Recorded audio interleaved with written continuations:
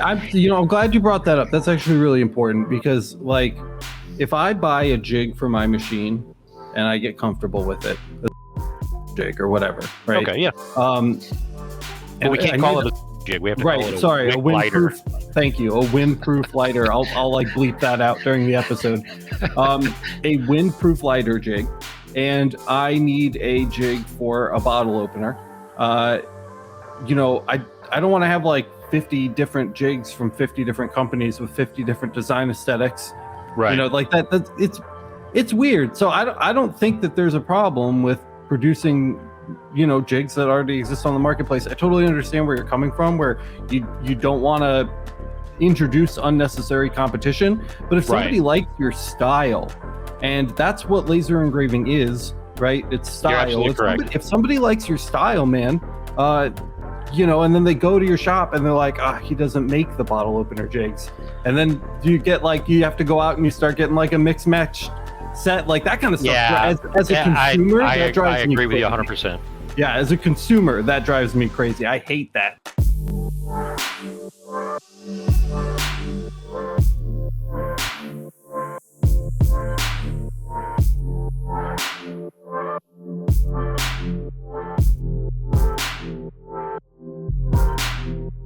Never watch this live, do you? Oh, no, not live. No. Hey, everybody. What's up? It's Alex over at Laser Everything. You're listening to the Laser Source podcast, the #1 podcast if you're looking to grow or scale your laser business. We have a really special guest with us today, James Brewer, longtime LMA member, innovator, and businessman. He's got a lot of stuff going on, and we're really excited to have you on the podcast today, James. Thank you so much for taking the time out of your schedule to join us. Thanks for having me, guys. It's a real honor to be here. Yeah, awesome. And of course, Boyce is here with me today. What's up, Boyce? How you doing, man? Hey, I'm surviving. I made it. So I'm just gonna jump right into it. I want to get some of the basic stuff out of the way. I mean, do you want to just like introduce yourself to the audience real quick? Let them know like what you do, what you don't. Okay. Well, essentially, I got into laser engraving about probably the beginning of COVID, and it all transpired. I had laser envy. A good friend of mine called me up one day and said, "Hey, I need you to speak to a friend of mine. He's got a laser and he doesn't know how to work it." And so, long story short, he got a laser for nothing. It was a 130 watt CO2 laser, but it was wired for 220. And where he lived, the house that he lived in didn't have 220 service where he wanted the laser to be. And he's asking me, well, can I buy a transformer to change the voltage, this, that, and the other? And I said, well, you really don't need to do that. Just replace the power supplies for 110 source power supplies. Because as we all know, on the back side of the power supply, it's all DC. Right. So it's pretty much just anyway, so when I asked him how much he paid for it, and he told me the story about how he got it for nothing and this, that, and the other, I thought to myself, well, I've wanted a CO2 laser. I've been doing CNC woodcraft with the CNC routing machine, and I wanted to get into the lasers. I had a diode laser, and, they're fun, but I wanted to get into one of the big boys, if you will. Yeah, sure. And so essentially, I went on a mission to find somebody that had a broken laser or something that, needed a little TLC, for a decent price. And I ended up finding some plans online from a guy in New Zealand, company or website's furtherfabrication.com. Okay. I bought the plans for $15, and I won't call it lucky, but as luck would have it, COVID started. And, everybody's on lockdown, this, that, and the other. So I essentially built a 75 watt CO2 laser with a 2 foot by 4 foot cutting area. Mm-hmm. And then as I got into that, I started to find videos online for fiber laser engraving, and I really wanted to get into that. Right. And Alex, I give you a lot of credit for my success because prior to purchasing my fiber laser, I watched, I think, all but 2 of your videos.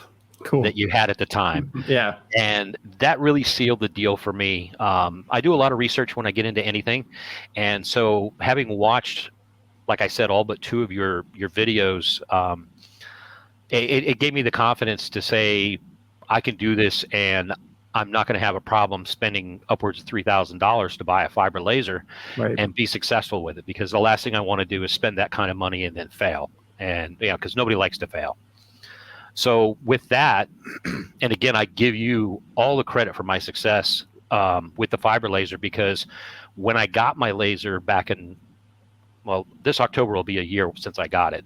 Cool. Yeah. I literally took it out of the box, set it up, plugged everything in, made sure the computer connected to it properly, and in 2 hours, I was engraving successfully, and I was having really good marks on all the different materials that I was trying. And again, because of the LMA, which actually when I joined, it was still a Patreon site. Right. Old. Yeah. So Throwback Thursday. Right. And so as luck would have it, the laser that I purchased was a 30-watt JPT, which I don't need to tell anybody that's downloaded the parameters file knows that those parameters are based on that laser, which you have. Right. So being lucky enough to accidentally buy a laser that matched yours, all the parameters were pretty much spot on. There was only a few of them that I had to adjust, and just, again, very minor tweaks to the parameters table, and successfully marking all kinds of things. Yeah. And so I was fooling around with it between October and February. So what is that? Roughly 4 months. I was fooling around with it, and then I got really, really involved with the LMA when you went full steam. And I watched the episode where you literally turned off your website. Oh yeah, it was a good time. And your retail operation. And I'm like, you know what? This is just amazing. And then slowly things evolved. And again, watching one of your videos and one of your tutorials on how to figure out focal length, I watched you use the focal stick, and I'm like, well, wait a minute. I've got a CO2 laser. I can make one of those. Right. And I did. And you and I exchanged a few messages and emails, and I actually got your design file, and I tweaked it a little bit. Yeah. And then we spoke about, hey, would you mind if I sold these on an Etsy store? And that was really the first product in my Etsy store, aside from some powder coated tumblers. Yeah. And believe it or not, I haven't sold a single powder coated tumble on my Etsy. I believe it. Store. Yeah. It's saturated, right? Yeah, I was going to say, there are so many people making them. I actually sell more to my friends than I do anywhere else. Sure. But so do you have like a full-time gig that you do that isn't laser engraving? Yeah. Yes. So what is that? I work for the federal government. Okay. Cool. I've been an employee with them for 24 years now, and got about 4 years left before I have to retire. Gotcha. I'm in one of those jobs where you have a mandatory retirement age. So right.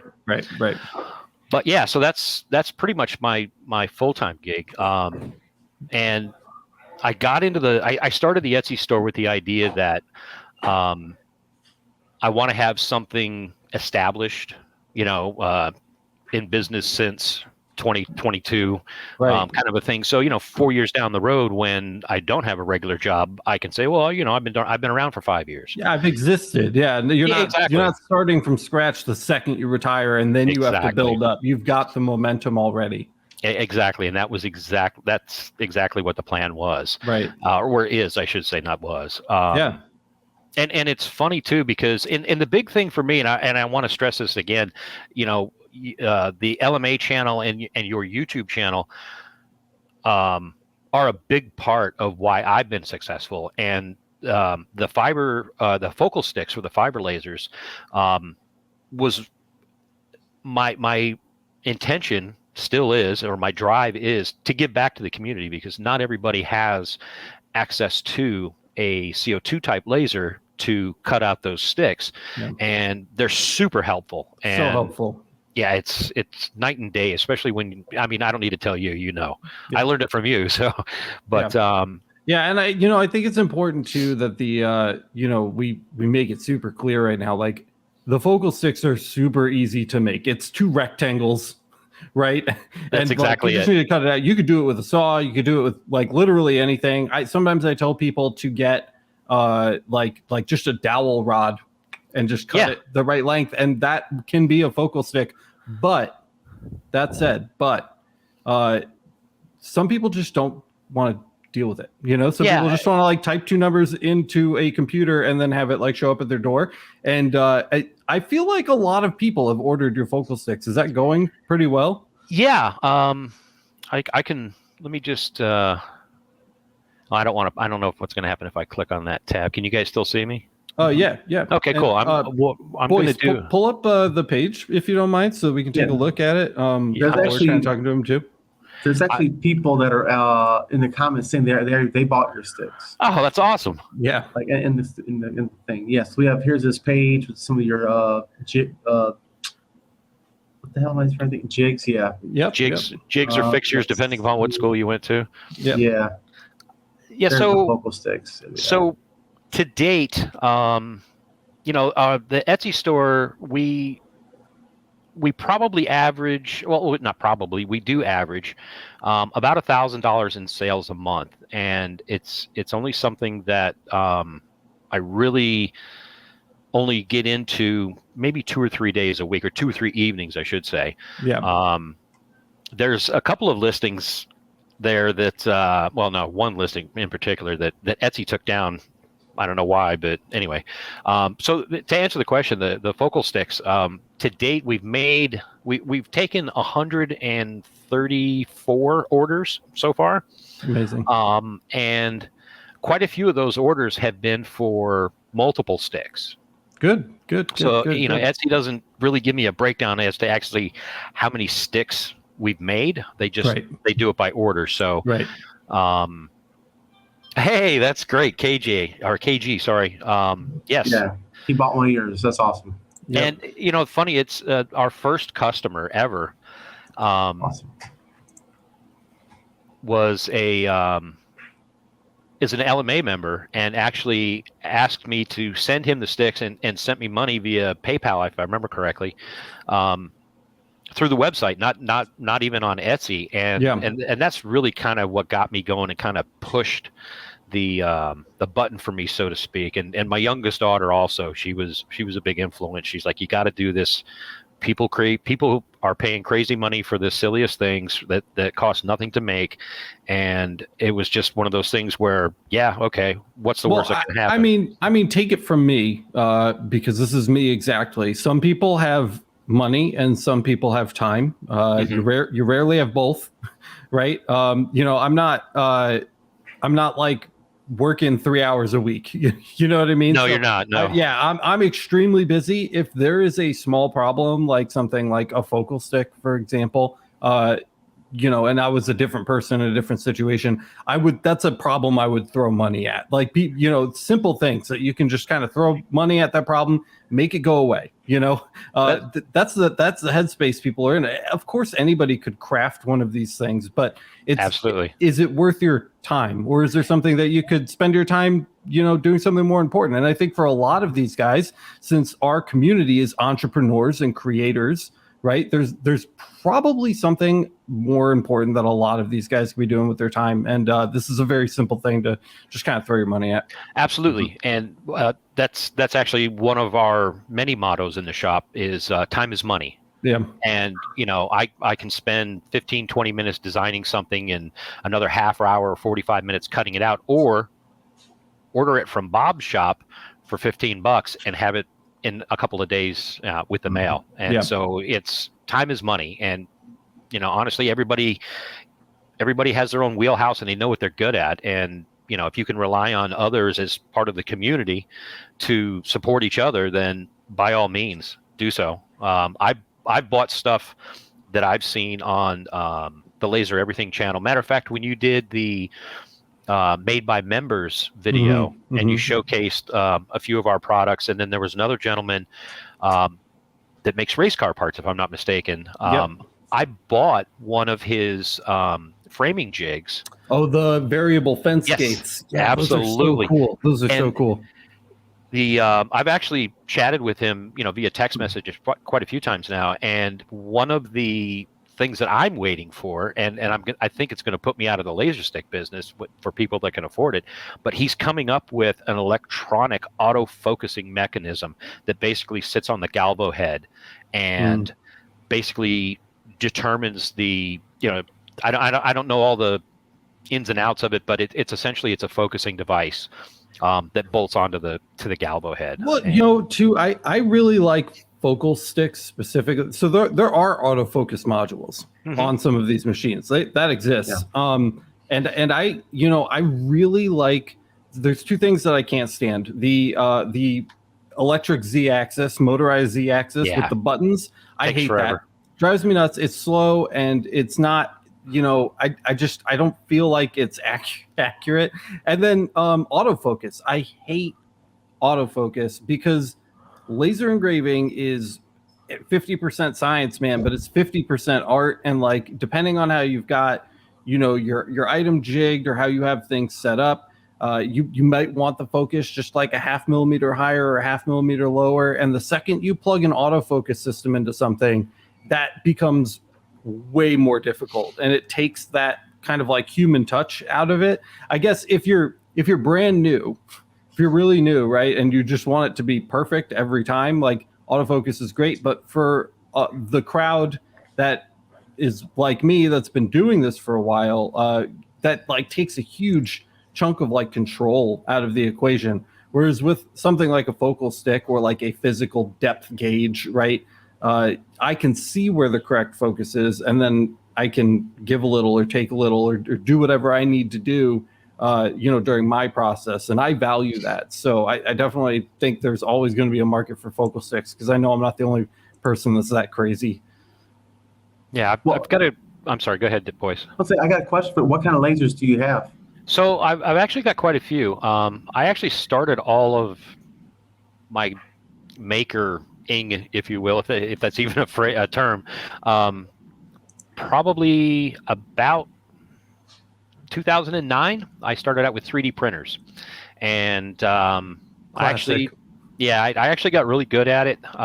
You know, programming Marlin firmware and, you know, learning all of the Gerbil commands that you need to learn, and it was a borderline sickness, and but I got so good at it that there's a professional organization that I belong to through work, and they actually asked me to teach a class on the introduction of 3D printing. And of course, you know, back in 2009, 2010, it was basically an emerging technology at the consumer level.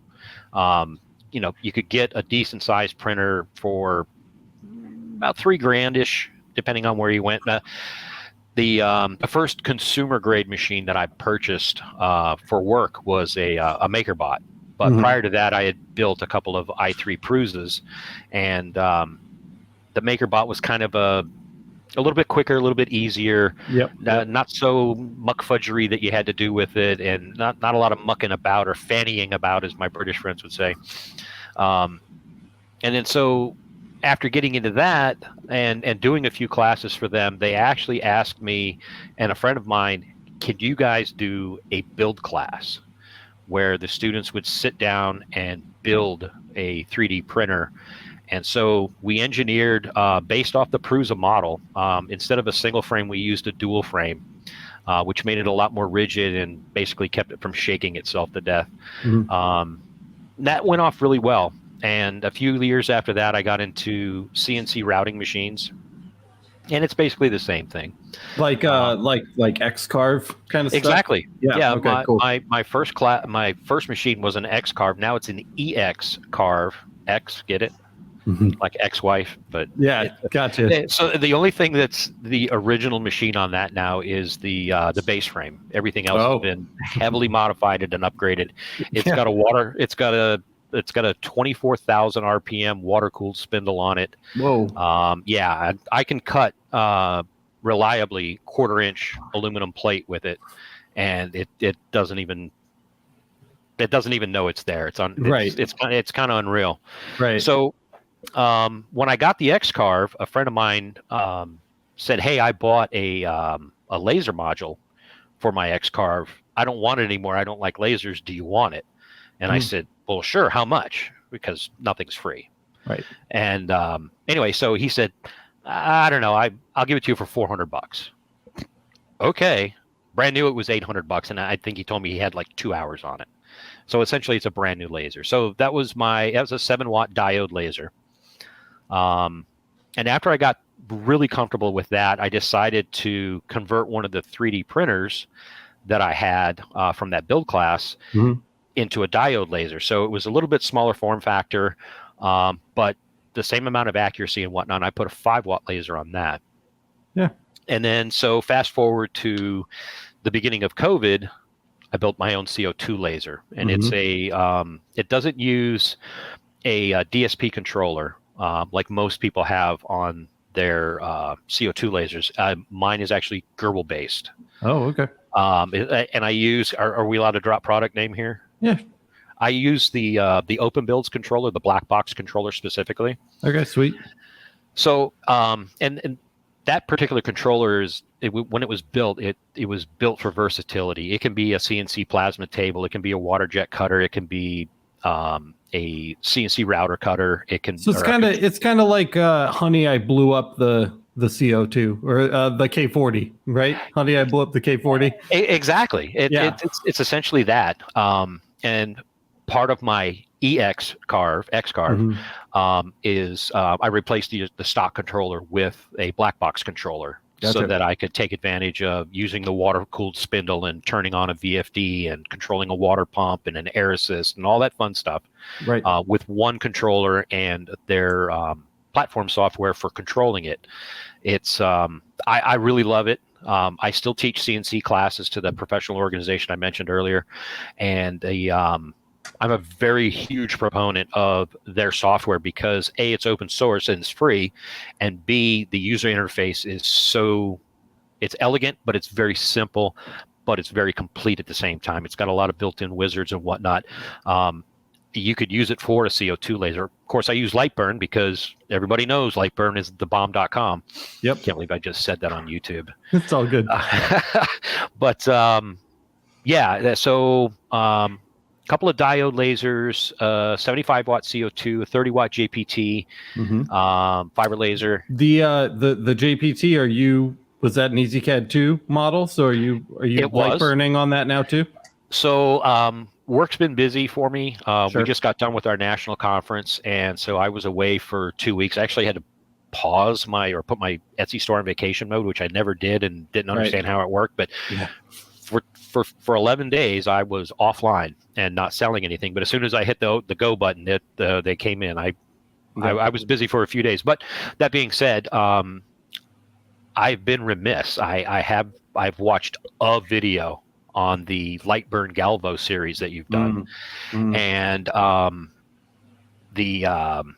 just haven't had time. Yeah, for sure. And I'm slowly getting back to it now, where I had a health issue where I literally had shingles, and guys, if you haven't gotten the shingles vaccine, go get it. Yeah. No, it painful. Sucks. Yeah. It sucks really bad, and I'm on the tail end of it right now. So, if you have had it, you know what I've been dealing with for the last 3 weeks. But anyway, so aside from all of that, it's on my radar. It's on the whiteboard. Learn Lightburn for Galvo. Worst case scenario, right? In 4 years, you just do the ultimate laser everything binge session, right? And just I could do it again. Yeah. No, but my plan is. Starting on Thursday, because tomorrow's kind of a heavy day at work, but starting on Thursday, when I get finished with work, I'm going to sit down and do the Galvo series, because EasyCAD, there's nothing easy about it, but once you learn all the tricks and all the, we'll call them workarounds, because of their lack of, I don't know, what's the word we should use on this? Their lack of foresight. No, not foresight. Their lack of creativity in their software. I mean, if you're using the free public version, the no dongle version, there's a lot of radio buttons at the top that you don't see. There's no labels on them or nothing, but they're there. And if you hover over them, you can actually see the gray button outline itself. And if you know approximately where the button is, you can click it and it'll do something. No. But again, that's the little nuances and the workarounds that you have to kind of sort out. So I'm still comfortable enough with it, and I'm still getting, believe it or not, I'm still getting orders for stuff that I have to fiber laser engrave. And because I don't know the Lightburn for Galvo as well as I know the EasyCAD, I haven't made the jump, but it is on the. It is. I've already purchased a copy of it. It's on the machine. Yeah. I just need to sit down and do it. Yeah, yeah. And we do have Kyle hanging out back here in the studio, so I'm going to bring him in too, so we can hang out with Kyle too. What's up, Kyle? How you doing, man? Hey, Kyle. How you doing, buddy? Good to see you, man. Good to meet you. Thank you. And pleasure to meet you as well. Yeah, I mean, the nice thing about switching to Lightburn for Galvo is that it's still an EasyCAD controller in your machine, so you're still sending the same commands. Lightburn just puts them in easier to read and understand places, but the way the machine works isn't changing. No. So it's what if you've taken the time to learn EasyCAD, and I know some of you guys still haven't switched over. If you're taking the time to learn EasyCAD, I wouldn't consider that like wasted time.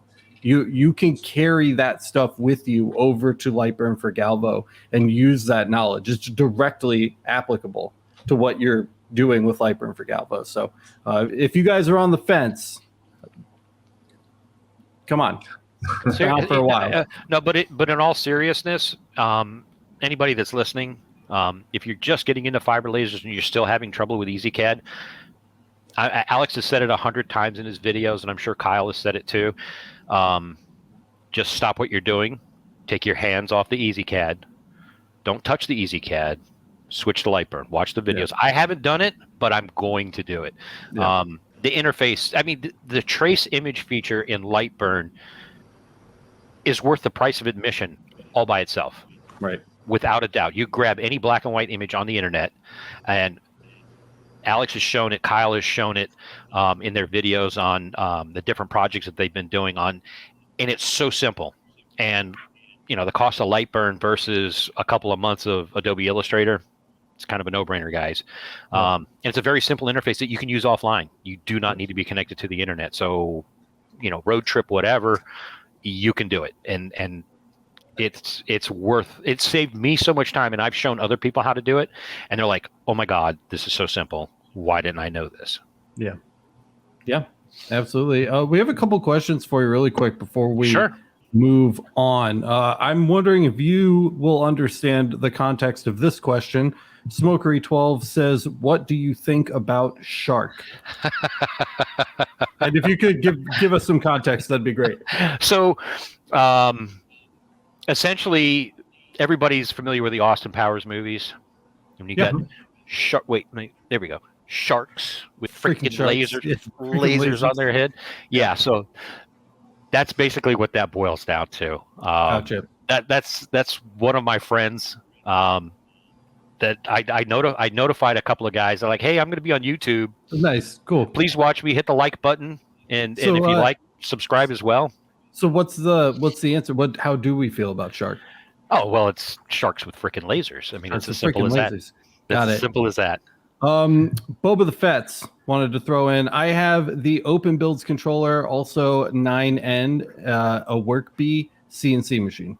I'm thinking that 9N is on a WorkBee CNC machine. Oh, gotcha. Essentially, he bought a WorkBee that had a very basic, not so great Gerbil-based controller. Mm-hmm. And I'm guessing what he's done is that he's converted his to the Open Builds controller just for the simple fact that it's extremely small form factor. If you're familiar with the 35 amp 24 volt DC Meanwell power supplies and their form factor and their size, the Open Builds controller is designed to stack on top of that. Oh, nice. Okay. So it's the same size, and it's the same physical size, and it's so easy to work with. It really is, and the community over there at Open Builds, they're very responsive to bugs in the software, and they jump right on it.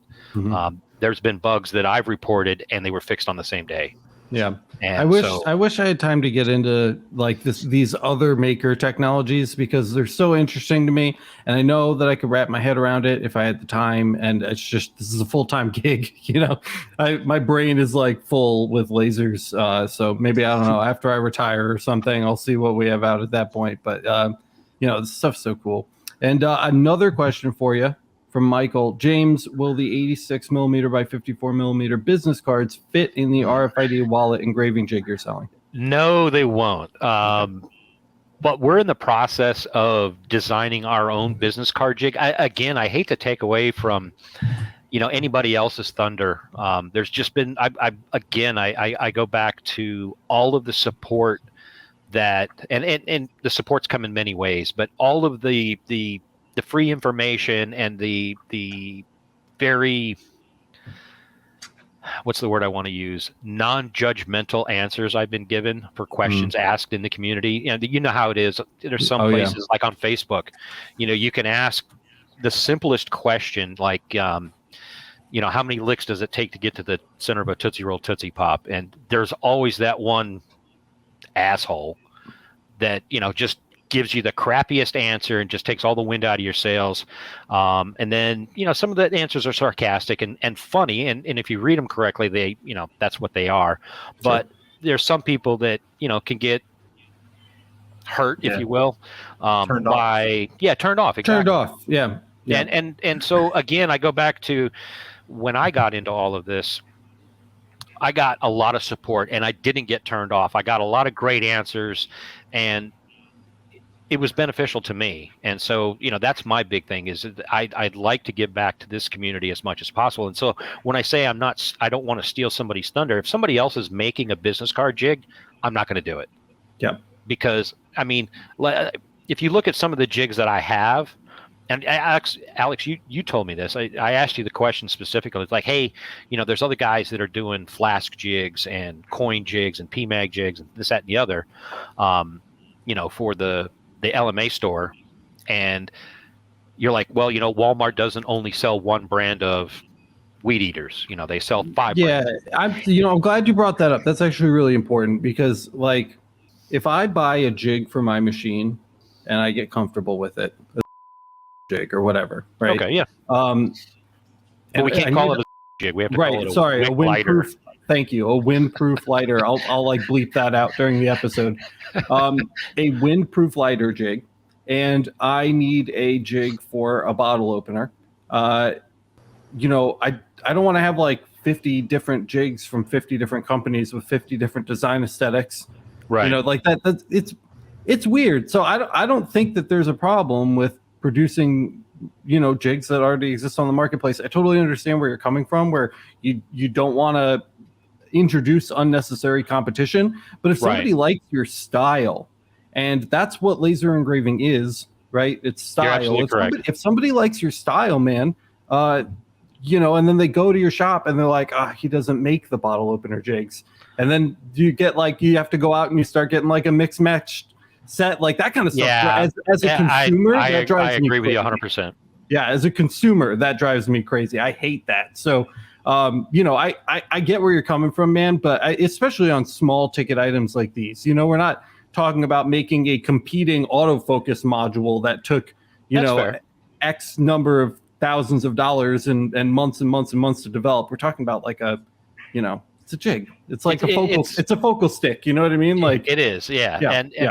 And I've thought about it quite a bit. And it's funny that he asked about, is it the same size as the RFID jig, the RFID wallet jig?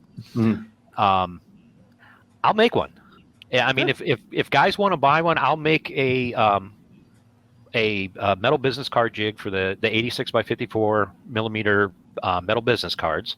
And the biggest issue when designing jigs is trying to figure out how big a lens the people are going to need to use for the jig. And most of the jigs that we make, you'll need a 200 millimeter lens, just because of the size of the items. Right. The PMAG jig and the AR-15 lower and upper jigs that we make, those require a big lens. But like the coin jigs that we just started producing, those are designed for a 110 or a 70 millimeter lens. They'll work just fine underneath those lenses. Yep.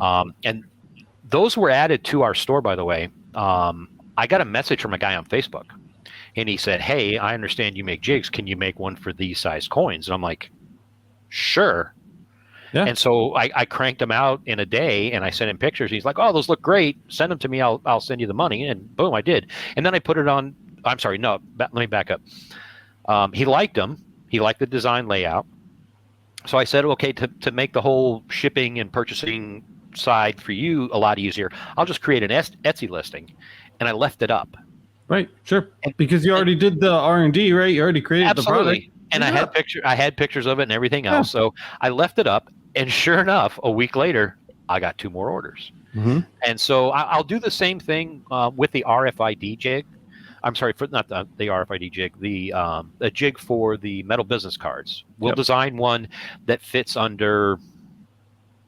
I'll try to get as close to 110 as possible. It's kind of hard because they're 86 millimeters wide, but if I stack them vertically, I can definitely get 2 of them underneath a 110. Actually, no, not a 110. It'd have to be a 150. So we'll probably design it for a 120.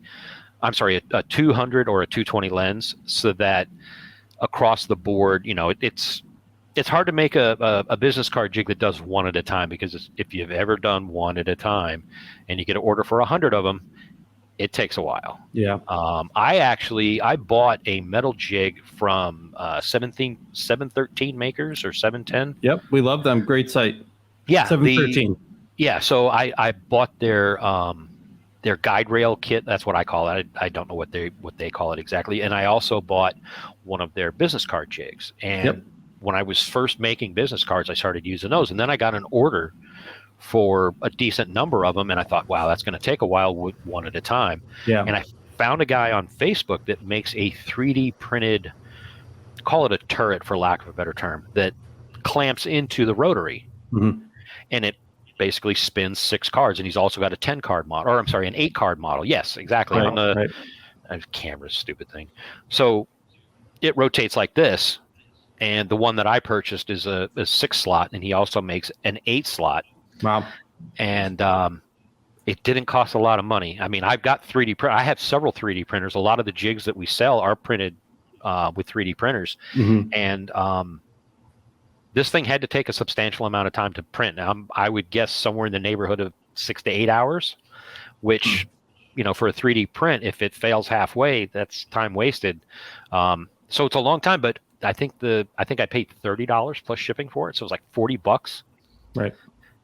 Like we said earlier, time is money. Money. If I can buy something for $40 instead of waiting 8 hours for it to print and possibly fail, because 3D printers are not perfect, money well spent. And it sped up my business card process. Yeah. But, if you haven't checked out, for the people watching, if you haven't checked out 713makers.com, go give their website a spin. They've got a lot of they've got a lot of really good jigs for laser engraving. And like I said earlier, I'm not a big fan of competing with everybody else for their little niche items. Could I make a business card jig that does 4 cards at a time and sell it for $15 plus shipping? Sure, all day. I could. Yeah. But that's the onesie. Well, and I mean that just from another perspective too, like you certainly could do that, but that already exists, and you would be competing with somebody else who's already well known for making that item. So why not spend your time doing R&D on something new that the market hasn't seen yet? And that's kind of where our focus is right now, is making things that not everybody else is making, or there might be one other person making it and selling it for what I call stupid, ridiculous amount of money. Sure. I'm about giving back to the community that gave me a lot of help before and after the purchase of my laser. Right. And and the community's helping me now to this day. I mean, you guys invited me on your podcast. This is so cool. It's not even funny. It's great having you on. Thank you.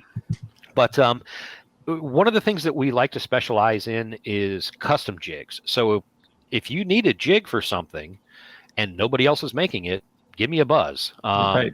It's not hard. I've done quite a few custom jigs. I've done a few rotary tables and designs for that bolt right onto your existing rotary that you already have. Mm-hmm. Or we can do one that we did was we essentially took the scroll chuck, or the 3-jaw chuck, off of the rotary because it's only attached with an adapter plate, and then we made our table jig to bolt right on to that adapter. Right. So we're a lot about using what you already have to make things better or work better for you. Yep.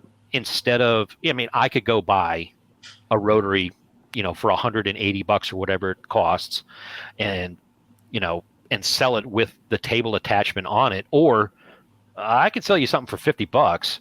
Right. It bolts onto the gear that you already have, because those things are kind of standard. Yeah. And if they're not, it's very easily adapted. Right. And most everybody's got a 500 millimeter or 50 centimeter tower. They go right under it, and you don't need a big lens. You only need a 70 millimeter lens to get on a table, because you're only engraving one item at a time, and then the item, spins around like a record player, and the items are only moving underneath the laser. Yeah.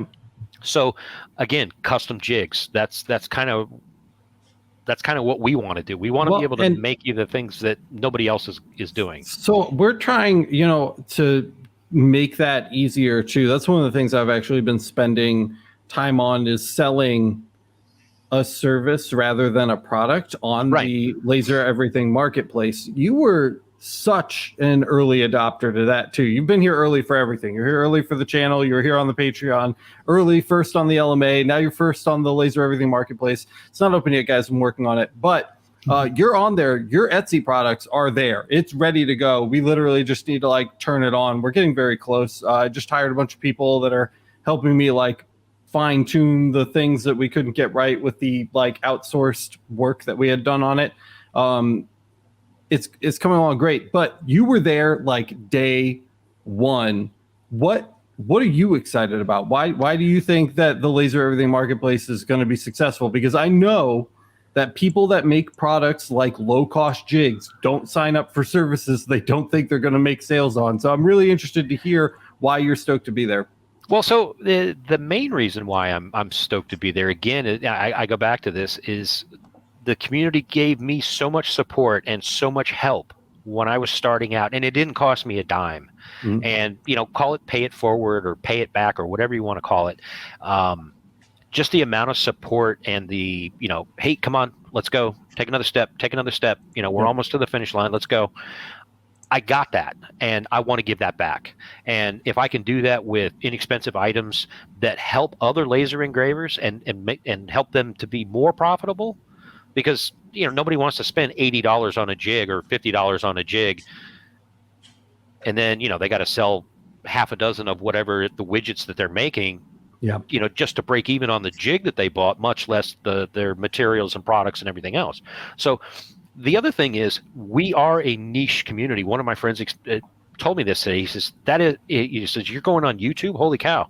That's such a niche, not market, but what's the word I'm looking for? A niche group of people, because you don't see advertisements for people that are doing laser engraving or laser cutting services. Not yet. Not yet. But I mean, for the stuff that we do, Alex, I mean, I watched when you were doing episodes, when you still had your store open and you had your brick and mortar retail store and people were walking in and dropping stuff off I paid attention to every one of your videos. And one of the videos that impressed me the most was when you were doing those hay forks, and you had to come up with a jig so that you could, and I don't even remember how many of those little hay picking forks things were in the box from China. But there was easily a couple hundred, if not 1,000 of those things in the box. The little the pigtail turners with the wooden handles. Those I have friends that have horses, and they call those hay forks, and they break off chunks of alfalfa and they throw it in the horse's feed bucket and blah blah blah.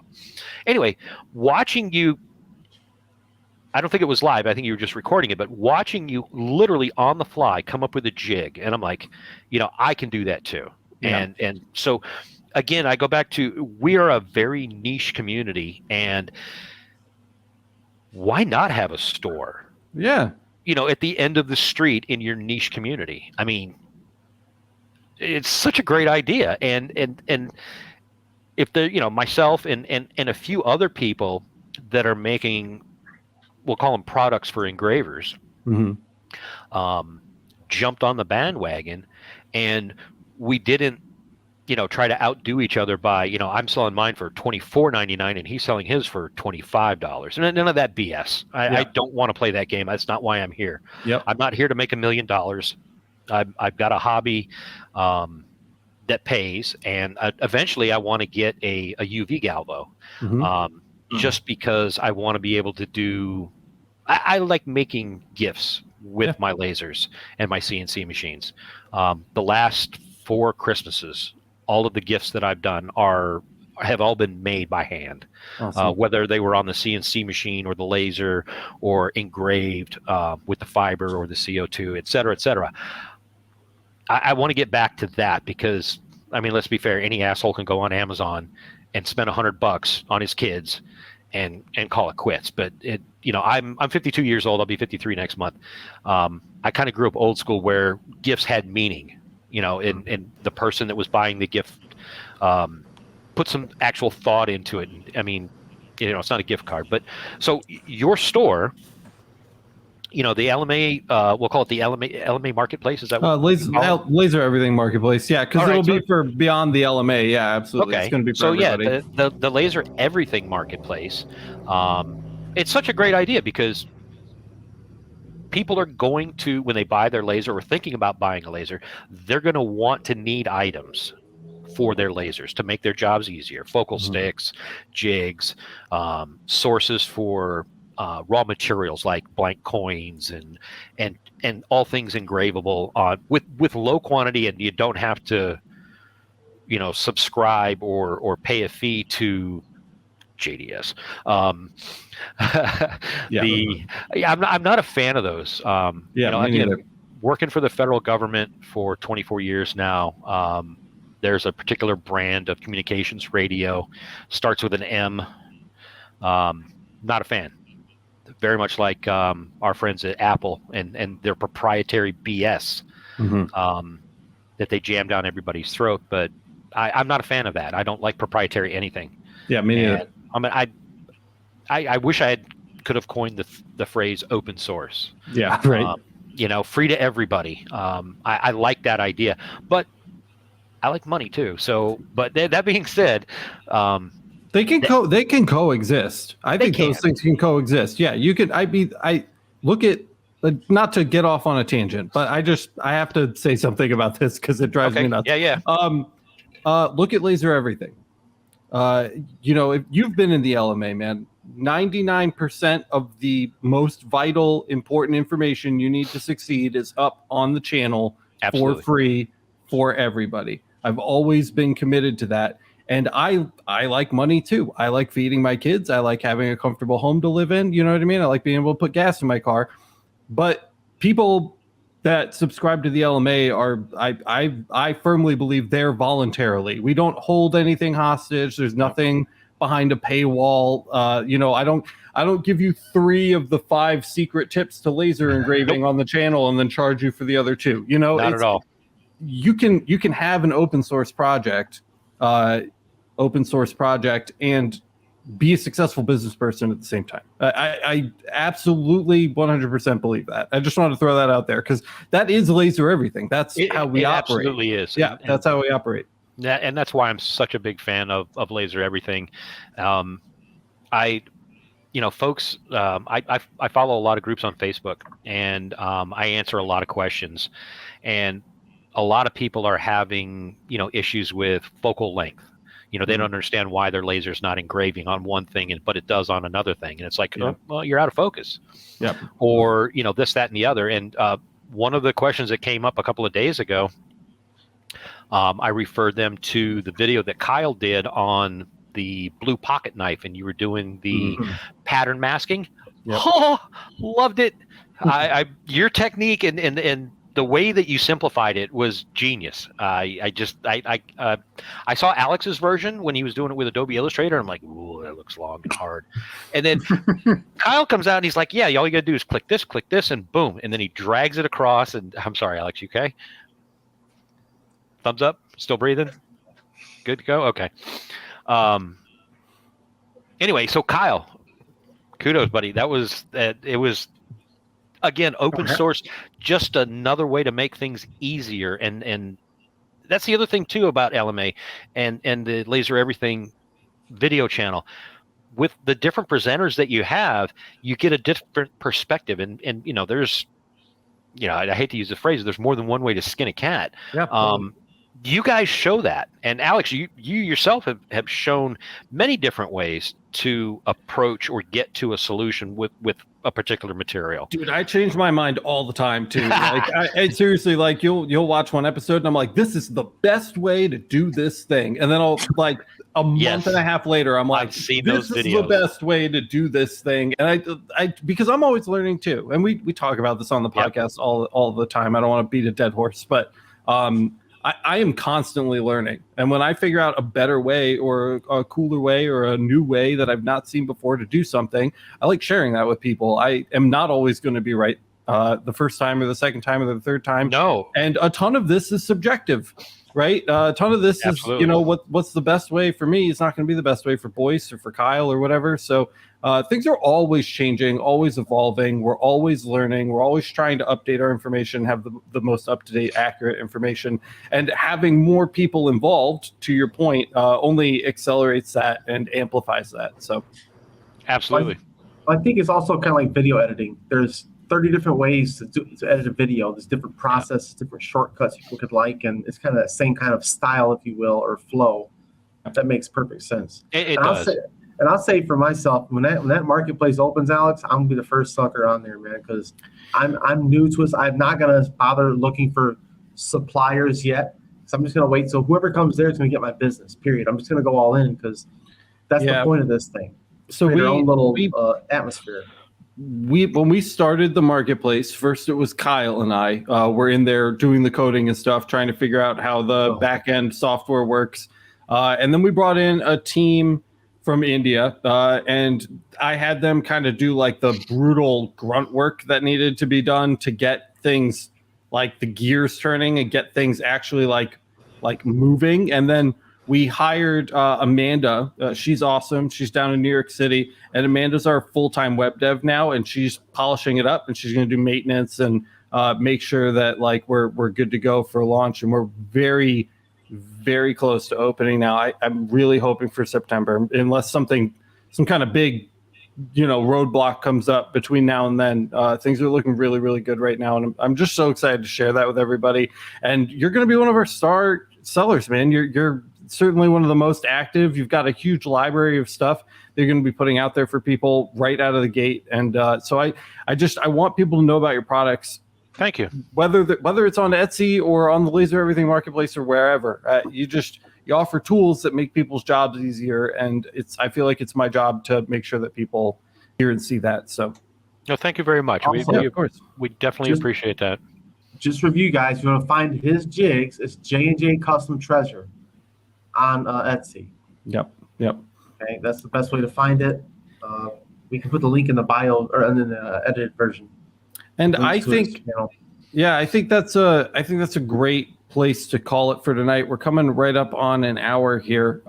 James, are you joining us for a bonus episode today? Absolutely. Perfect. This is great. I love this. Perfect. So if you guys want to hear more from James and you're not already signed up for the LMA, go sign up, please. Help support the channel, Laser Everything. It pays our employees. It manages our communities. It makes it possible for us to continue to make more content, whether it's the podcast, audio or video, our tutorial content, our fun content, the Discord, LMA, Facebook, all that stuff takes a lot of time, and a lot of people have given a lot in order to make these places possible, and the LMA supports that. So if you want to find out more, you want to keep listening to what James has to say, et cetera, go join us over there. It's masters.lasereverything.net. If you can't swing it right now, no big deal. Content's free for everyone anyway. But there are links to our absolutely 100% free Discord and Facebook group down in the description. Check those communities out instead. They are awesome. They're full of amazing people, very kind, very, very incredibly helpful. If you're listening to this on Apple Podcasts, please leave a review. Those 5-star ratings on Apple Podcasts make such a big difference as far as discoverability goes. So if you have a second and you're thinking about it, please rate and review on Apple Podcasts. And I think that's it. Am I forgetting anything, guys? That sounds like You're it. good. And on Thursday, yeah. I'm sorry. Go ahead, boys. I'll just say Thursdays, we're going to be having another podcast on Thursday still. We'll be coming back around for more people. Yep. It's going to be, we're doing pretty good. We're doing pretty good sticking to our schedule. So every Tuesday and Thursday at 9:00 p.m. EST, we're going to be right here with another podcast episode for you. Lots of content coming out. Blah, blah, blah, blah, blah. You've heard it all. All of James' links to everything he's got going to be down in the description for you. So make sure you check that out. And I think that's all we got. Thank you so much for joining us today. This was, Thank you for having me. Of Thank course, you very man. much. This was so much fun. I love picking your brain. You just got so many interesting tidbits in there and so much to say and share. So I really wanted to get you on so we could get you up on the platform today. Very much appreciated. Thank you. No worries. And boys, Kyle, thanks for chilling. Appreciate you guys. Of course. And I think that's it, guys. So thank you much for joining us, and we will see you in the next one. Perfect. Have a good night.